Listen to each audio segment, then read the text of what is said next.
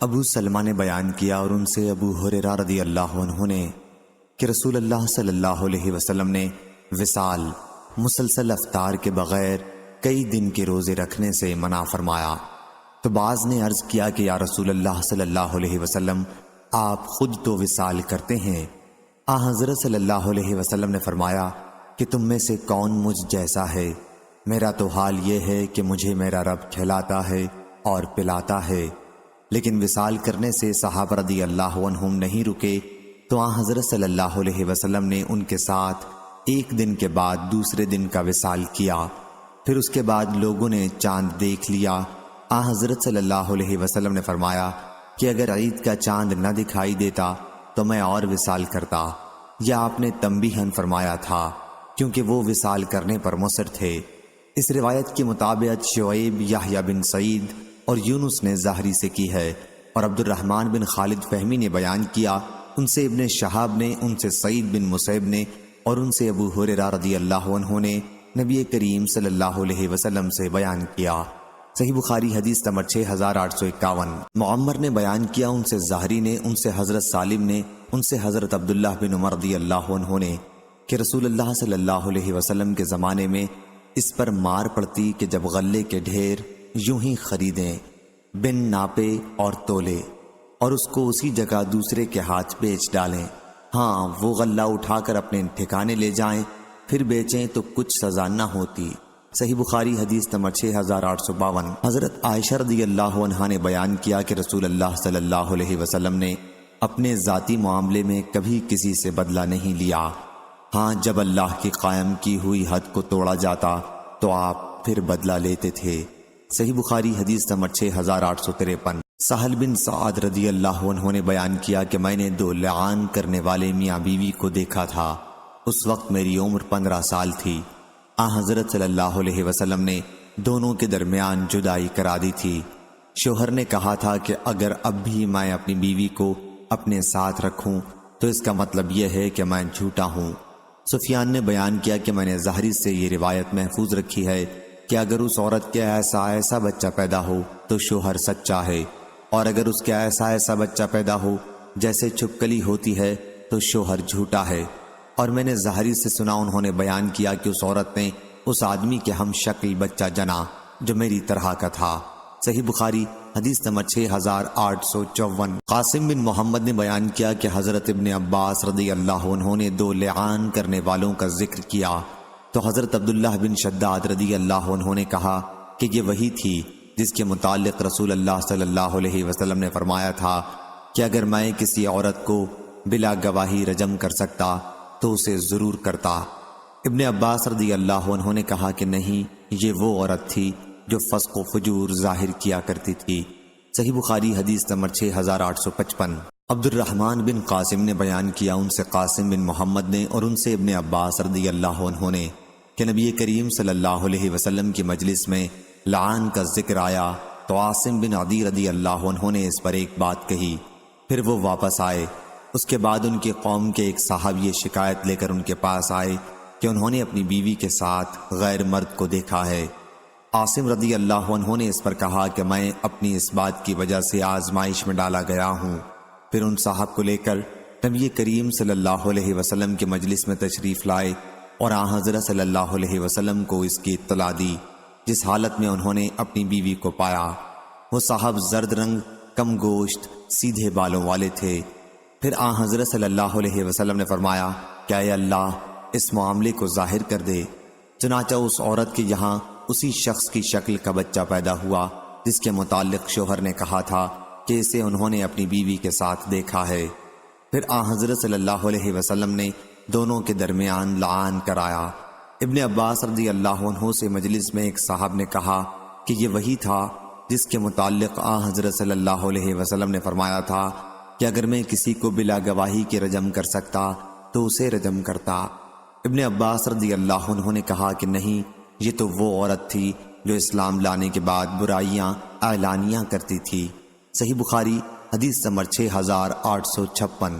حضرت ابو ہریرہ رضی اللہ عنہ نے بیان کیا کہ نبی کریم صلی اللہ علیہ وسلم نے فرمایا 7 مہلک گناہوں سے بچو۔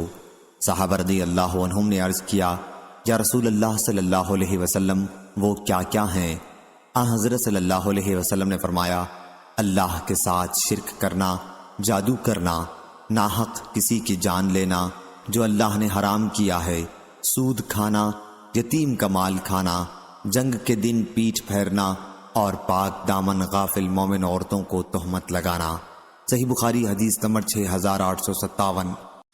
حضرت ابو ہریرہ رضی اللہ عنہ نے بیان کیا کہ میں نے ابو القاسم صلی اللہ علیہ وسلم سے سنا، آپ صلی اللہ علیہ وسلم نے فرمایا کہ جس نے اپنے غلام پر تہمت لگائی حالانکہ غلام اس تہمت سے بری تھا تو قیامت کے دن اسے کوڑے لگائے جائیں گے سوائے اس کے کہ اس کی بات صحیح ہو۔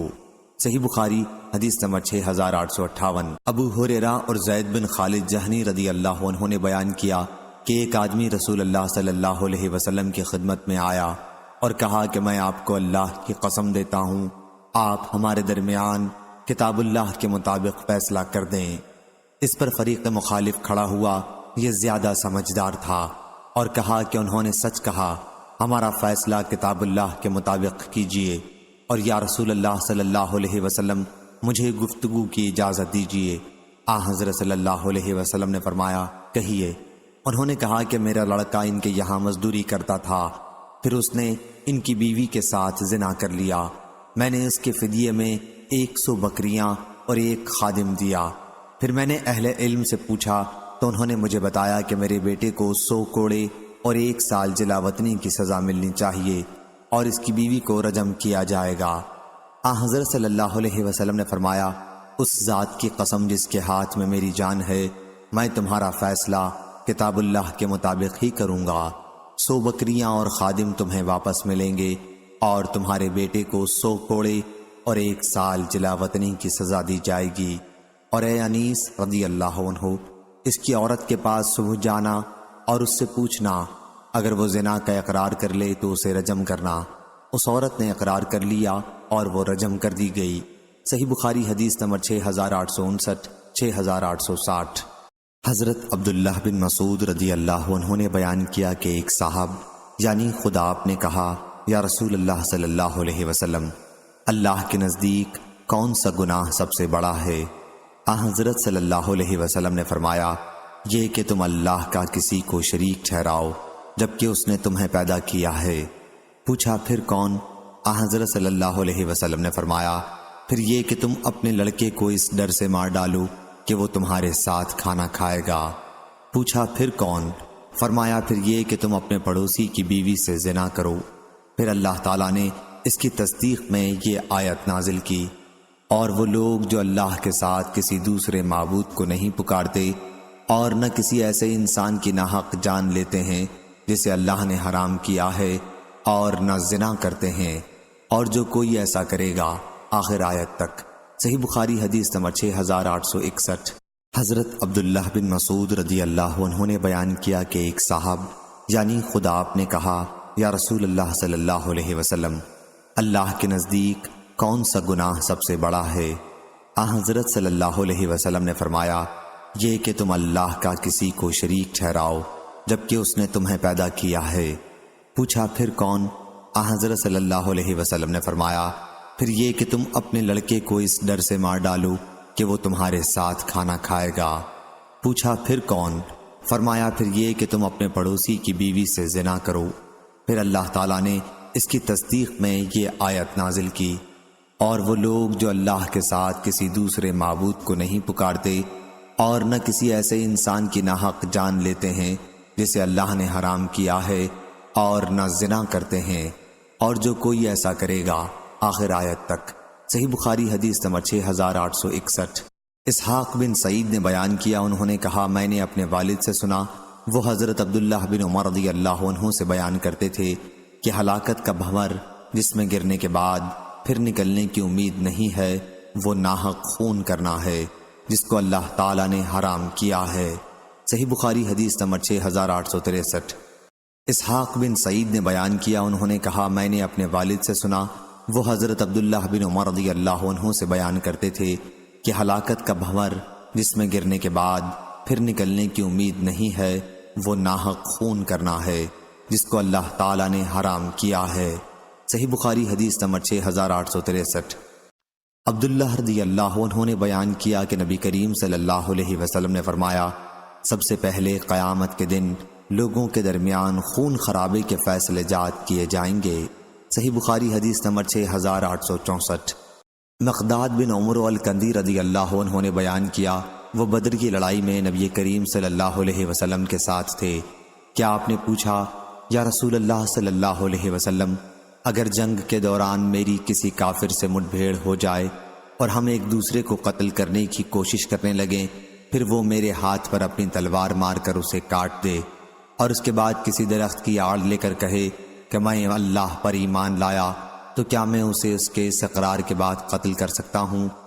حضرت صلی اللہ علیہ وسلم نے فرمایا کہ اسے قتل نہ کرنا۔ انہوں نے عرض کیا، یا رسول اللہ صلی اللہ علیہ وسلم، اس نے تو میرا ہاتھ بھی کاٹ ڈالا اور یہ اقرار اس وقت کیا جب اسے یقین ہو گیا کہ اب میں اسے قتل ہی کر دوں گا۔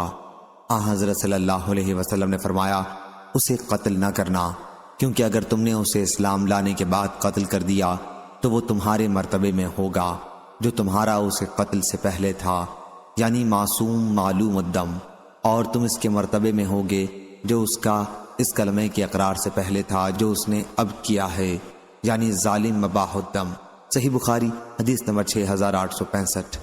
ابن عباس رضی اللہ عنہ نے بیان کیا کہ نبی کریم صلی اللہ علیہ وسلم نے حضرت مقداد رضی اللہ عنہ سے فرمایا تھا کہ اگر کوئی مسلمان کافروں کے ساتھ رہتا ہو پھر وہ ڈر کے مارے اپنا ایمان چھپاتا ہو، اگر وہ اپنا ایمان ظاہر کر دے اور تو اس کو مار ڈالے، یہ کیوں کر درست ہوگا؟ خود تو بھی تو مکے میں پہلے اپنا ایمان چھپاتا تھا۔ صحیح بخاری حدیث نمبر 6866۔ سفیان بن عینہ نے بیان کیا، ان سے عامش نے، ان سے عبداللہ بن مرہ نے، ان سے مسروق نے اور ان سے حضرت عبداللہ بن مسعود رضی اللہ عنہ نے کہ نبی کریم صلی اللہ علیہ وسلم نے فرمایا، جو جان ناحق قتل کی جائے اس کے گناہ کا ایک حصہ آدم علیہ السلام کے پہلے بیٹے قابیل پر پڑتا ہے۔ صحیح بخاری حدیث نمبر 6867۔ واقد بن عبداللہ نے خبر دی، انہوں نے کہا مجھ کو میرے والد نے، اور انہوں نے عبداللہ بن عمر رضی اللہ عنہ سے بیان کیا کہ نبی کریم صلی اللہ علیہ وسلم نے فرمایا، میرے بعد کافر نہ بن جانا کہ تم میں سے بعض کی گردن مارنے لگ جائیں۔ صحیح بخاری حدیث نمبر 6868۔ جریر بن عبداللہ بجلی رضی اللہ عنہ نے بیان کیا کہ نبی کریم صلی اللہ علیہ وسلم نے حجۃ الوداع کے دن فرمایا، لوگوں کو خاموش کرا دو، پھر فرمایا، تم میرے بعد کافر نہ بن جانا کہ تم میں سے بعض کی گردن مارنے لگے۔ اس حدیث کی روایت ابو بکرہ اور ابن عباس رضی اللہ عنہ نے نبی کریم صلی اللہ علیہ وسلم سے کی ہے۔ صحیح بخاری حدیث نمبر 6869۔ عبداللہ بن عمر رضی اللہ عنہ نے بیان کیا کہ نبی کریم صلی اللہ علیہ وسلم نے فرمایا، کبیرہ گناہ اللہ کے ساتھ کسی کو شریک ٹھہرانا، والدین کی نافرمانی کرنا، یا فرمایا کہ ناحق دوسرے کا مال لینے کے لیے جھوٹی قسم کھانا ہے۔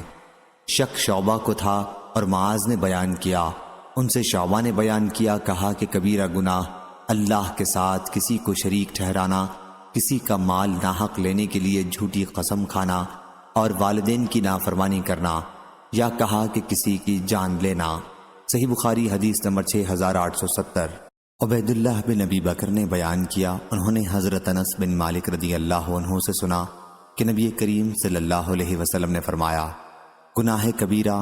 دوسری سند، اور ہم سے عمروں نے بیان کیا جو مرزوق کے بیٹے ہیں، کہا ہم سے شعبہ نے بیان کیا، ان سے ابو بکر نے، اور ان سے حضرت انس بن مالک رضی اللہ عنہ نے بیان کیا کہ نبی کریم صلی اللہ علیہ وسلم نے فرمایا، سب سے بڑا گناہ اللہ کے ساتھ کسی کو شریک ٹھہرانا، کسی کی ناحق جان لینا، والدین کی نافرمانی کرنا اور جھوٹ بولنا ہے، یا فرمایا کہ جھوٹی گواہی دینا۔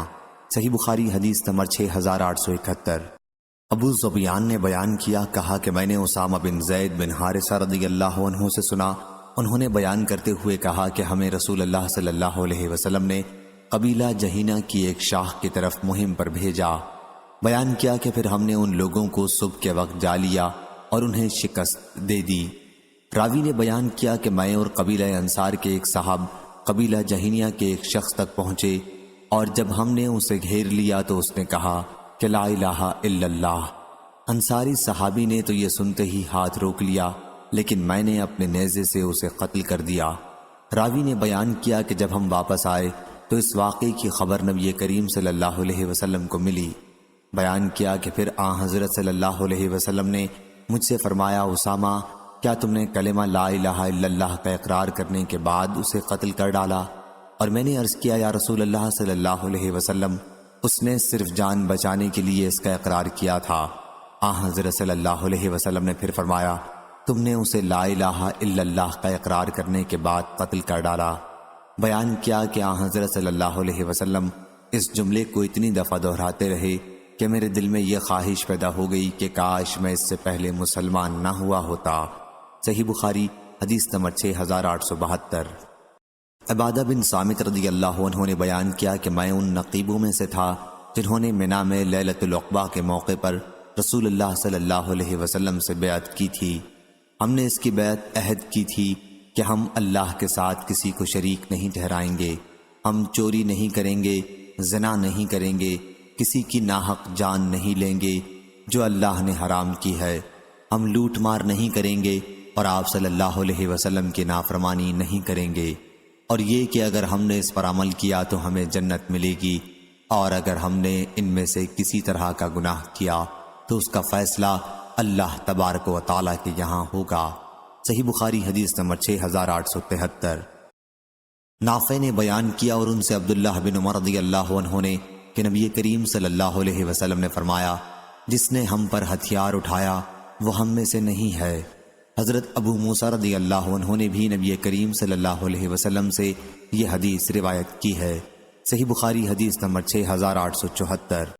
عبد الرحمن بن مبارک نے بیان کیا، کہا ہم سے حماد بن زید نے، کہا ہم سے ایوب اور یونس نے، ان سے امام حسن بصری نے، ان سے احنف بن قیس نے کہ میں ان صاحب علی رضی اللہ عنہ بن ابی طالب کی جنگ جمل میں مدد کے لیے تیار تھا کہ ابو بکر رضی اللہ عنہ سے میری ملاقات ہوئی۔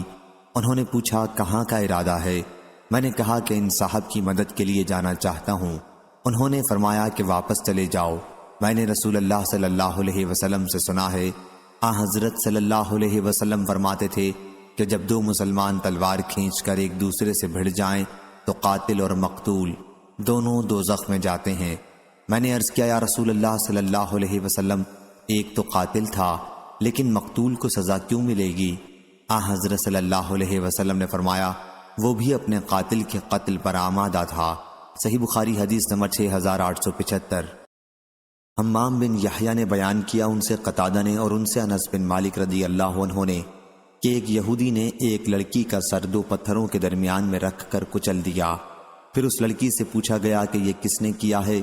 فلاں نے فلاں نے۔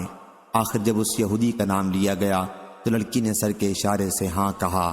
پھر یہودی کو نبی کریم صلی اللہ علیہ وسلم کے پاس لایا گیا اور اس سے پوچھ گچھ کی جاتی رہی، یہاں تک کہ اس نے جرم کا اقرار کر لیا، چنانچہ اس کا سر بھی پتھروں سے کچلا گیا۔ صحیح بخاری حدیث نمبر 6876۔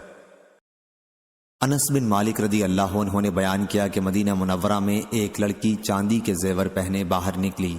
راوی نے بیان کیا کہ پھر اسے ایک یہودی نے پتھر سے مار دیا۔ جب اسے نبی کریم صلی اللہ علیہ وسلم کے پاس لایا گیا تو ابھی اس میں جان باقی تھی۔ حضرت صلی اللہ علیہ وسلم نے پوچھا، تمہیں فلاں نے مارا ہے؟ اس پر لڑکی نے اپنا سر انکار کے لیے اٹھایا۔ پھر حضرت صلی اللہ علیہ وسلم نے پوچھا، تمہیں فلاں نے مارا ہے؟ لڑکی نے اس پر بھی سر اٹھایا۔ تیسری مرتبہ حضرت صلی اللہ علیہ وسلم نے پوچھا، فلاں نے تمہیں مارا ہے؟ اس پر لڑکی نے اپنا سر نیچے کی طرف جھکا لیا، اقرار کرتے ہوئے جھکا لیا۔ چنانچہ حضرت صلی اللہ علیہ وسلم نے اس شخص کو بلایا، تب آپ صلی اللہ علیہ وسلم نے دو پتھروں سے کچل کر اس کو قتل کر دیا۔ صحیح بخاری حدیث نمبر 6877۔ عبداللہ رضی اللہ عنہ نے بیان کیا کہ رسول اللہ صلی اللہ علیہ وسلم نے فرمایا، کسی مسلمان کا خون جو کلمہ لا الہ الا اللہ محمد رسول اللہ صلی اللہ علیہ وسلم کا ماننے والا ہو حلال نہیں ہے، البتہ 3 صورتوں میں جائز ہے: جان کے بدلے جان لینے والا، شادی شدہ ہو کر زنا کرنے والا، اور اسلام سے نکل جانے والا مرتد، جماعت کو چھوڑ دینے والا۔ صحیح بخاری حدیث نمبر 6878۔ حضرت انس رضی اللہ عنہ نے بیان کیا کہ ایک یہودی نے ایک لڑکی کو اس کے چاندی کے زیور کے لالچ میں مار ڈالا تھا۔ اس نے لڑکی کو پتھر سے مارا، پھر لڑکی نبی کریم صلی اللہ علیہ وسلم کے پاس لائی گئی تو اس کے جسم میں جان باقی تھی۔ حضرت صلی اللہ علیہ وسلم نے پوچھا، کیا تمہیں فلاں نے مارا ہے؟ اس نے سر کے اشارے سے انکار کیا۔ حضرت صلی اللہ علیہ وسلم نے دوبارہ پوچھا، کیا تمہیں فلاں نے مارا ہے؟ اس مرتبہ بھی اس نے سر کے اشارے سے انکار کیا۔ حضرت صلی اللہ علیہ وسلم نے جب تیسری مرتبہ پوچھا تو اس نے سر کے اشارے سے اقرار کیا۔ چنانچہ حضرت صلی اللہ علیہ وسلم نے یہودی کو 2 پتھروں میں کچل کر قتل کر دیا۔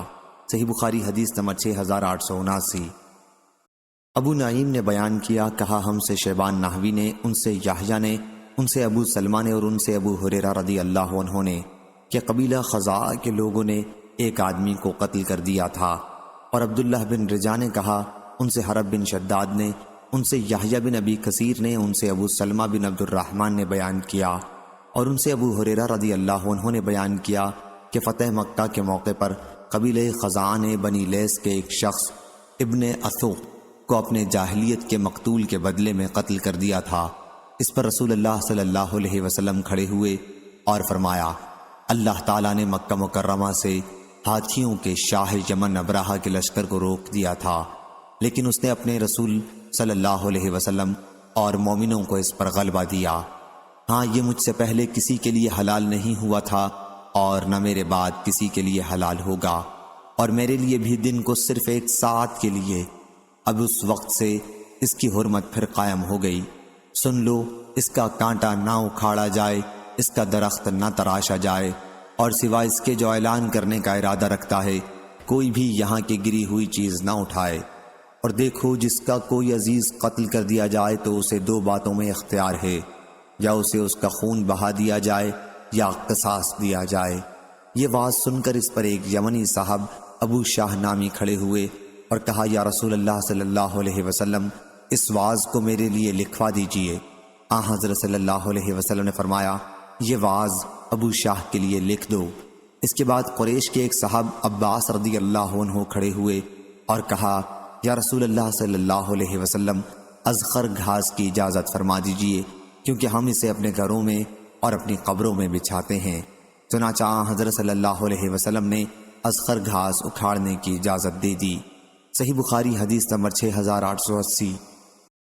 حضرت عبداللہ بن عباس رضی اللہ عنہ نے بیان کیا کہ بنی اسرائیل میں صرف قصاص کا رواج تھا، دیت کی صورت نہیں تھی۔ پھر اس امت کے لیے یہ حکم نازل ہوا کہ کتب علیکم القصاص فی القتل، سورہ بقرہ۔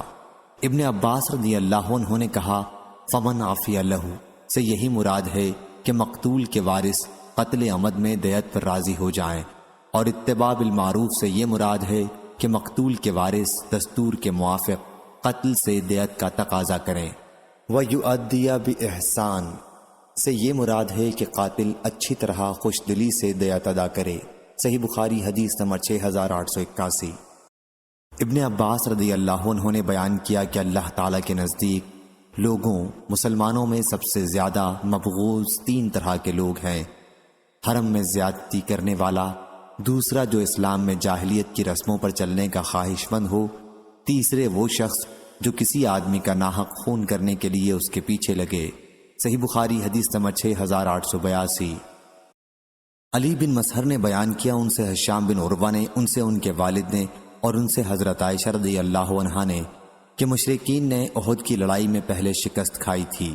دوسری سند امام بخاری نے کہا، مجھ سے محمد بن حرب نے بیان کیا، ان سے ابو مروان یحییٰ بن ابی زکریا واسطی نے بیان کیا، ان سے ہشام نے، ان سے عروہ نے، اور ان سے حضرت عائشہ رضی اللہ عنہا نے بیان کیا کہ ابلیس احد کی لڑائی میں لوگوں میں چیخا، اے اللہ کے بندو، اپنے پیچھے والوں سے، مگر یہ سنتے ہی آگے کے مسلمان پیچھے کی طرف پلٹ پڑے، یہاں تک کہ مسلمانوں نے غلطی میں حذیفہ رضی اللہ عنہ کے والد حضرت یمان رضی اللہ عنہ کو قتل کر دیا۔ اس پر حذیفہ رضی اللہ عنہ نے کہا کہ یہ میرے والد ہیں، میرے والد، لیکن انہیں قتل ہی کر ڈالا۔ پھر حذیفہ رضی اللہ عنہ نے کہا، اللہ تمہاری مغفرت کرے۔ بیان کیا کہ مشرکین میں کی ایک جماعت میدان سے بھاگ کر طائف تک پہنچ گئی تھی۔ صحیح بخاری حدیث نمبر 6883۔ انس بن مالک رضی اللہ عنہ نے بیان کیا کہ ایک یہودی نے ایک لڑکی کا سر 2 پتھروں کے درمیان میں لے کر کچل دیا تھا۔ اس لڑکی سے پوچھا گیا کہ یہ تمہارے ساتھ کس نے کیا؟ کیا فلاں نے کیا ہے؟ فلاں نے کیا ہے؟ آخر جب اس یہودی کا نام لیا گیا تو اس نے اپنے سر کے اشارے سے ہاں کہا۔ پھر یہودی لایا گیا اور اس نے اقرار کر لیا۔ چنانچہ نبی کریم صلی اللہ علیہ وسلم کے حکم سے اس کا بھی سر پتھر سے کچل دیا گیا۔ حمام نے 2 پتھروں کا ذکر کیا ہے۔ صحیح بخاری حدیث نمبر 6884۔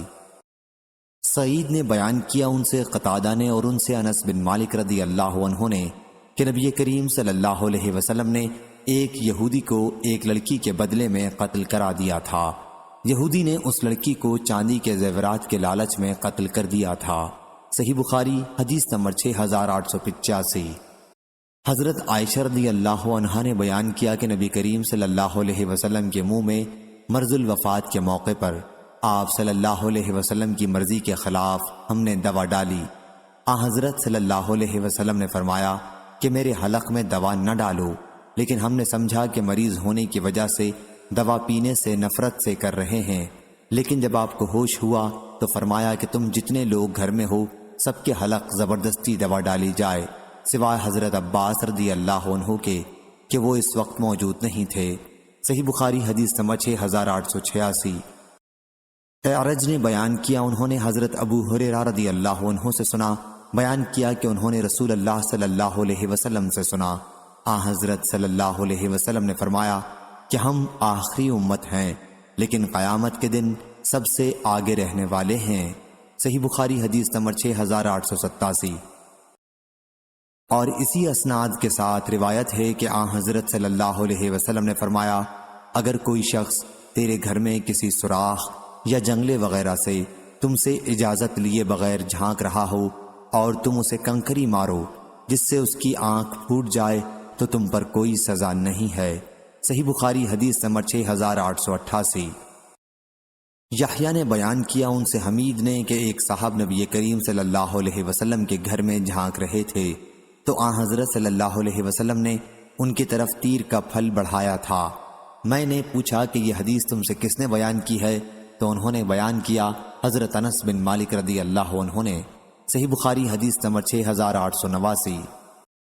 حضرت عائشہ رضی اللہ عنہ نے بیان کیا کہ احد کی لڑائی میں مشرکین کو پہلے شکست ہو گئی تھی، لیکن ابلیس نے چلا کر کہا اے اللہ کے بندو پیچھے کی طرف والوں سے بچو۔ چنانچہ آگے کے لوگ پلٹ پڑے اور آگے والے پیچھے والوں سے جو مسلمان ہی تھے بھڑ گئے۔ اچانک حذیفہ رضی اللہ عنہ نے دیکھا تو ان کے والد یمان رضی اللہ عنہ تھے۔ حذیفہ رضی اللہ عنہ نے کہا اللہ کے بندو یہ تو میرے والد ہیں، میرے والد۔ بیان کیا کہ اللہ کی قسم مسلمان انہیں قتل کر کے ہی ہٹے۔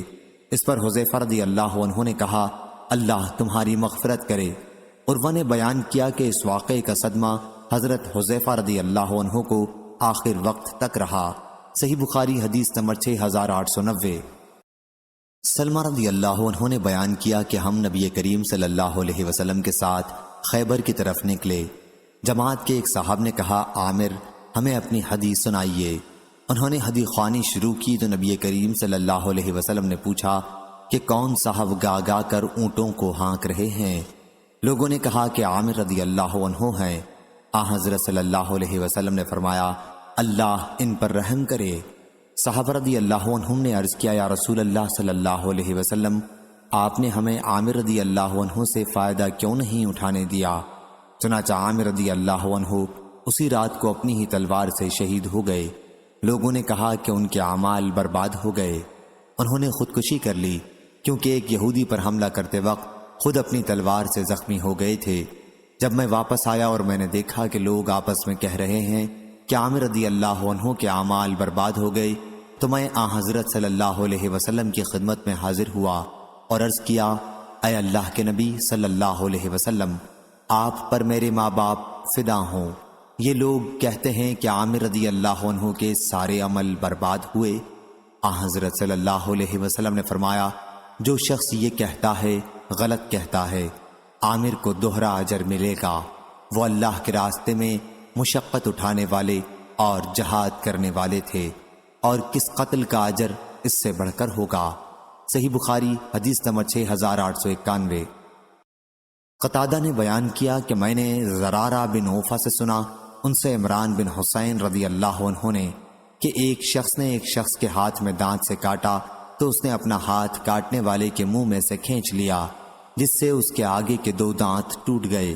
پھر دونوں اپنا جھگڑا نبی کریم صلی اللہ علیہ وسلم کے پاس لائے تو آن حضرت صلی اللہ علیہ وسلم نے فرمایا کہ تم اپنے ہی بھائی کو اس طرح دانت سے کاٹتے ہو جیسے اونٹ کاٹتا ہے، تمہیں دیت نہیں ملے گی۔ صحیح بخاری حدیث نمبر 6892۔ ابو عاصم نے بیان کیا، ان سے ابن جریج نے، ان سے عطا نے، ان سے صفوان بن یعلا نے، اور ان سے ان کے والد نے کہا کہ میں ایک غزوے میں باہر تھا اور ایک شخص نے دانت سے کاٹ لیا تھا، جس کی وجہ سے اس کے آگے والے دانت ٹوٹ گئے تھے۔ پھر رسول اللہ صلی اللہ علیہ وسلم نے اس مقدمے کو باطل قرار دے کر اس کی دیت نہیں دلائی۔ صحیح بخاری حدیث نمبر 6893۔ حمید طویل نے بیان کیا، ان سے انس رضی اللہ عنہ نے، کہ نظر کی بیٹی نے ایک لڑکی کے منہ پر تمانچہ مارا تھا اور اس کے دانت ٹوٹ گئے تھے۔ لوگ نبی کریم صلی اللہ علیہ وسلم کے پاس مقدمہ لائے تو آن حضرت صلی اللہ علیہ وسلم نے قصاص کا حکم دیا۔ صحیح بخاری حدیث نمبر 6894۔ ابن بشار نے بیان کیا، ان سے یحییٰ نے، ان سے عبید اللہ نے، ان سے نافع نے، اور ان سے ابن عمر رضی اللہ عنہ نے، کہ ایک لڑکے اصیل نامی کو دھوکے سے قتل کر دیا گیا تھا۔ عمر رضی اللہ عنہ نے کہا کہ سارے اہل صنعا یمن کے لوگ اس کے قتل میں شریک ہوتے تو میں سب کو قتل کرا دیتا۔ اور مغیرہ بن حکیم نے اپنے والد سے بیان کیا کہ 4 آدمیوں نے ایک بچے کو قتل کر دیا تھا تو عمر رضی اللہ عنہ نے یہ بات فرمائی تھی۔ ابو بکر ابن زبیر علی بن سوید بن مقرن رضی اللہ عنہم نے چانٹے کا بدلہ دلوایا تھا، اور عمر رضی اللہ عنہ نے درے کی جو مار ایک شخص کو ہوئی تھی اس کا بدلہ لینے کے لیے فرمایا، اور علی رضی اللہ عنہ نے 3 کوڑوں کا قصاص لینے کا حکم دیا، اور شریح نے کوڑے اور خراش لگانے کی سزا دی تھی۔ صحیح بخاری حدیث نمبر 6896۔ ابن عباس رضی اللہ عنہ نے بیان کیا کہ میں نے نبی کریم صلی اللہ علیہ وسلم سے اسی طرح سنا۔ صحیح بخاری حدیث نمبر 6896۔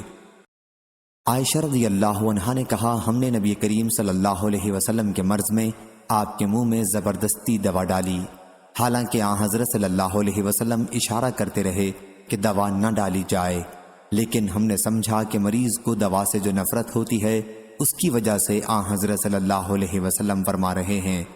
پھر جب آپ صلی اللہ علیہ وسلم کو افاقہ ہوا تو فرمایا، میں نے تمہیں نہیں کہا تھا کہ دوا نہ ڈالو؟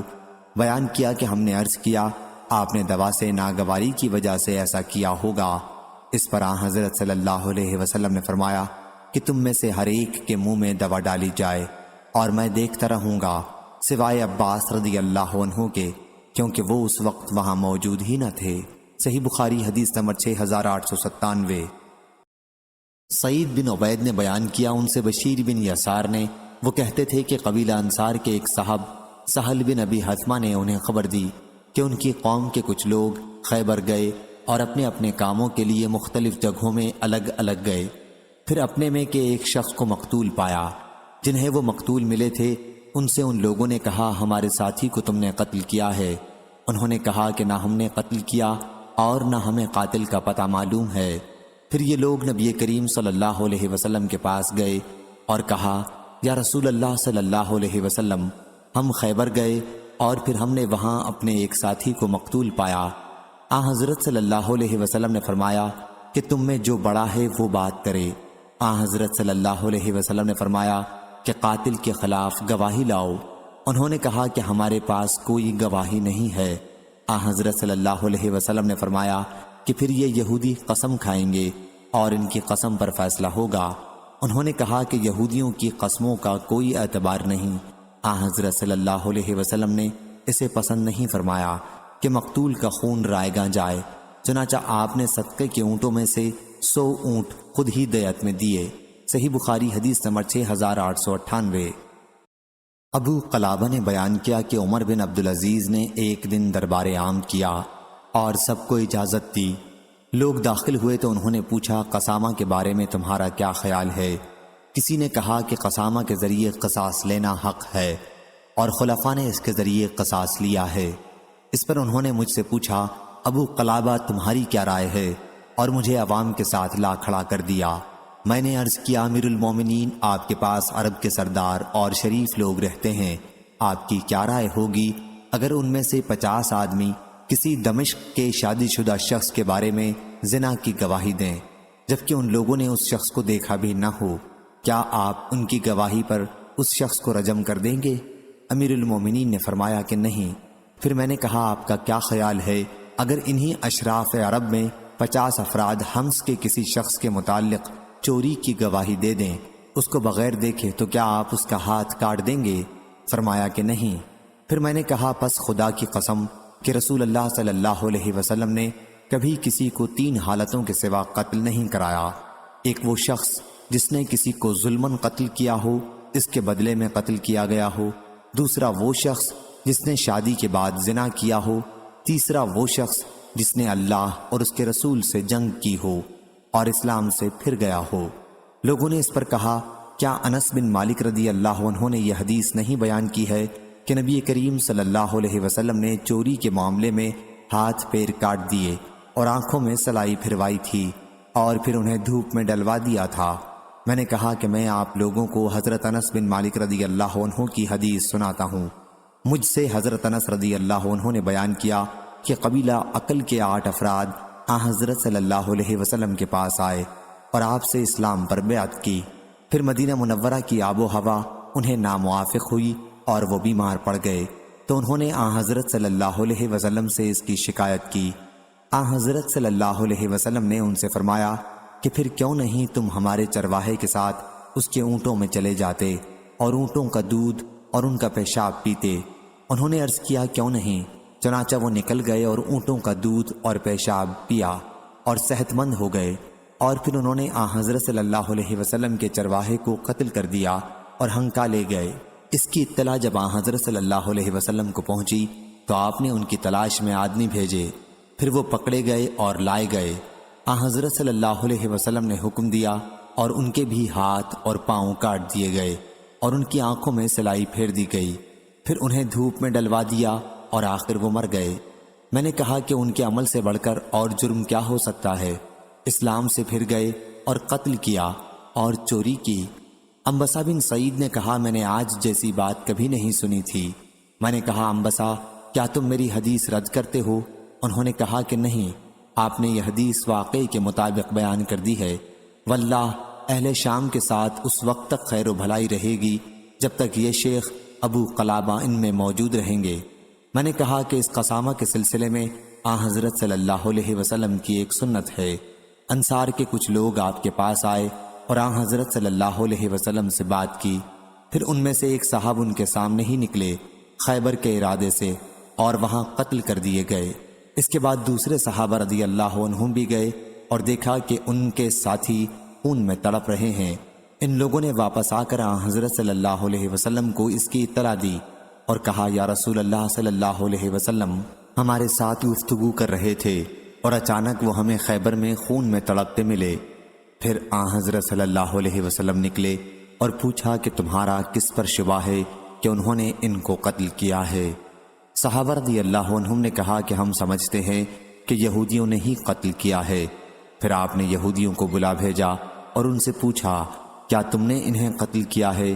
انہوں نے انکار کر دیا۔ آپ نے فرمایا، کیا تم مان جاؤ گے اگر 50 یہودی اس کی قسم کھا لیں کہ انہوں نے مقتول کو قتل نہیں کیا؟ صحابہ رضی اللہ عنہم نے عرض کیا، یہ لوگ ذرا بھی پرواہ نہیں کریں گے کہ ہم سب کو قتل کرنے کے بعد پھر قسم کھا لیں کہ قتل انہوں نے نہیں کیا ہے۔ حضرت صلی اللہ علیہ وسلم نے فرمایا، تو پھر تم میں سے 50 آدمی قسم کھا لیں اور خون بہا کے مستحق ہو جائیں۔ صحابہ رضی اللہ عنہم نے عرض کیا، ہم بھی قسم کھانے کے لیے تیار نہیں ہیں۔ چنانچہ حضرت صلی اللہ علیہ وسلم نے انہیں اپنے پاس سے خون بہا دیا۔ ابو قلابہ نے کہا کہ میں نے کہا، زمانے جاہلیت میں قبیلہ ہذیل کے لوگوں نے اپنے ایک آدمی کو اپنے میں سے نکال دیا تھا۔ پھر وہ شخص بطحا میں یمن کے ایک شخص کے گھر رات کو آیا۔ اتنے میں ان سے کوئی شخص بیدار ہو گیا اور اس نے اس پر تلوار سے حملہ کر کے قتل کر دیا۔ اس کے بعد حزیل کے لوگ آئے اور انہوں نے یمنی کو جس نے قتل کیا تھا پکڑ کر حضرت عمر رضی اللہ عنہ کے پاس لے گئے حج کے زمانے میں، اور کہا کہ اس نے ہمارے آدمی کو قتل کر دیا ہے۔ یمنی نے کہا کہ انہوں نے اسے اپنی برادری سے نکال دیا تھا۔ حضرت عمر رضی اللہ عنہ نے فرمایا کہ اب حزیل کے 50 آدمی اس کی قسم کھائیں کہ انہوں نے اسے نکالا نہیں تھا۔ بیان کیا کہ پھر ان میں سے 49 آدمیوں نے قسم کھائی۔ پھر انہی کے قبیلے کا ایک شخص شام سے آیا تو انہوں نے اس سے بھی مطالبہ کیا کہ وہ قسم کھائے، لیکن اس نے اپنی قسم کے بدلے میں 1000 درہم دے کر اپنا پیچھا قسم سے چھڑا لیا۔ حزلیوں نے اس کی جگہ ایک دوسرے آدمی کو تیار کر لیا۔ پھر وہ مقتول کے بھائی کے پاس گیا اور اپنا ہاتھ اس کے ہاتھ سے ملایا۔ انہوں نے بیان کیا کہ پھر ہم 50 جنہوں نے قسم کھائی تھی روانہ ہوئے۔ جب مقام نخلا پر پہنچے تو بارش نے انہیں آ لیا۔ سب لوگ پہاڑ کے ایک غار میں گھس گئے اور غار ان 50 کے اوپر گر پڑا جنہوں نے قسم کھائی تھی، اور سب کے سب مر گئے، البتہ دونوں ہاتھ ملانے والے بچ گئے، لیکن ان کے پیچھے ایک پتھر لڑھک کر گرا اور اس سے مقتول کے بھائی کی ٹانگ ٹوٹ گئی۔ اس کے بعد وہ 1 سال اور زندہ رہا، پھر مر گیا۔ میں نے کہا کہ عبد الملک بن مروان نے قسامہ پر ایک شخص سے قصاص لی تھی، پھر اسے اپنے کیے پر ندامت ہوئی اور اس نے ان 50 کے متعلق جنہوں نے قسم کھائی تھی حکم دیا اور ان کے نام رجسٹر سے کاٹ دیے گئے۔ پھر انہوں نے شام بھیج دیا۔ صحیح بخاری حدیث نمبر 6899۔